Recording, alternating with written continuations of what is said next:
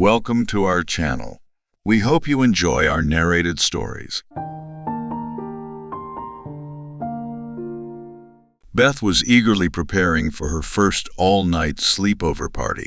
Even though she was in 6th grade, her parents had never let her have a sleepover before this point. Beth was so excited. She sat in front of her mirror, carefully applying makeup to her pale face and curling her messy blonde hair into perfect spirals. She rummaged through her closet, trying to decide what to wear, before finally settling on a dark red dress with maroon ruffles.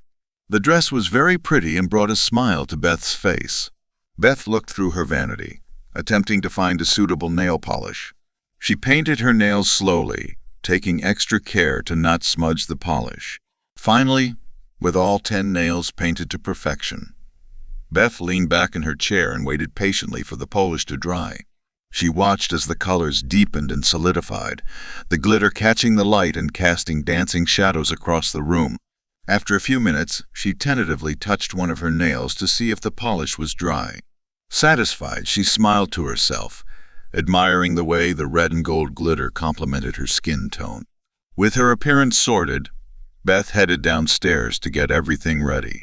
She rummaged through the cabinet, finding an assortment of snacks, and carefully setting them out where they were easily accessible to her guests. Feeling that something was missing, Beth went down to her basement, ignoring the shiver that ran down her spine. The basement was dark and musty, with so many boxes that it was hard to locate what she was looking for. But after about 10 minutes of searching, Beth finally found it.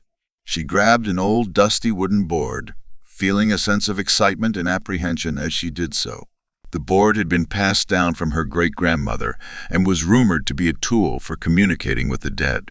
Despite feeling watched and a little scared, Beth set the board in a corner where no one would see it, determined to try it out later. She knew that it would give her friends a true fright, and she couldn't wait to see their reactions. With everything ready, Beth went back up to her room to await the arrival of her guests, feeling a mix of excitement and nervousness for the night ahead. As the guests began arriving, Beth could barely contain her excitement. Soon, everyone was enjoying snacks and talking together.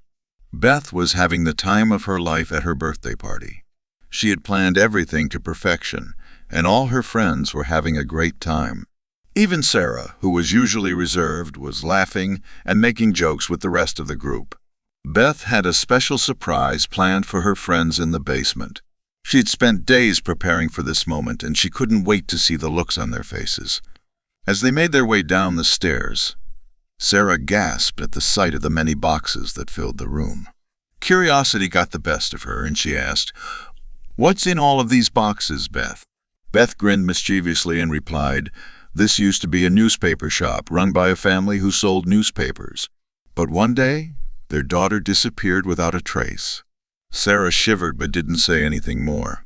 One of Beth's other friends picked up a random newspaper from a box. The headline read, "Ouija boards, is it safe?" Beth couldn't help but smile. Her plan was already working. She was going to scare her friends like never before. But soon, the girls forgot all about the foreboding news article. They began to share stories about whatever came to their minds. The sleepover was in full swing, with the girls enjoying themselves.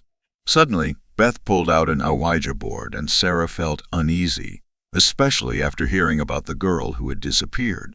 Despite her hesitation, the girls decided to give it a try, placing their fingers on the board and following the guide's instructions. The stone moved and landed on yes when they asked if there was anyone with them. Sarah asked for the spirit's name, and the stone spelled out Cindy. The girls looked at each other, perplexed, and asked why Cindy was there. The stone spelled out, "I died here," sending a chill down the girls' spines. Perhaps the story about the newspaper family that had once lived here was true. Suddenly, the room grew cold, and Beth felt a cold hand on her shoulder. The girls sensed that they were being watched, and they quickly hurried back to Beth's room, trying to pretend that nothing had happened. It was just an innocent game, after all. However, at midnight, they heard soft laughter. Footsteps seemed to be approaching the door, and a small child appeared at the door, glowing bright silver. The girls were terrified, watching as the child walked closer. The ghost of Cindy spoke in a chilling, giggling voice and said, "Oh no, have you had a fright? That's why you don't use my board at night." The doll-like figure flew towards them, screaming madly. The girls were terrified and tried to flee, but it was too late. They were trapped, and the spirit had them in its grasp. The next day, Beth's parents found no sign of the girls, except for the Ouija board on goodbye and a note that read, "It wasn't so innocent after all." Beth's parents looked everywhere, but they couldn't find a trace. They did, however, find a small news article in the basement. The headline read, "Young girl disappears. Body still not found." The mysterious disappearance of the girls who participated in the sleepover remains unsolved to this day. However, the events of that night taught us a valuable lesson that we should never forget. No matter how harmless a game may appear at first glance, it can always have a dark and dangerous side to it. And never, never use an Ouija board at night, as it can potentially invite malevolent spirits into our world.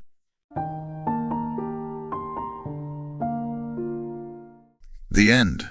Thank you very much for watching. Please don't forget to subscribe our channel for more stories.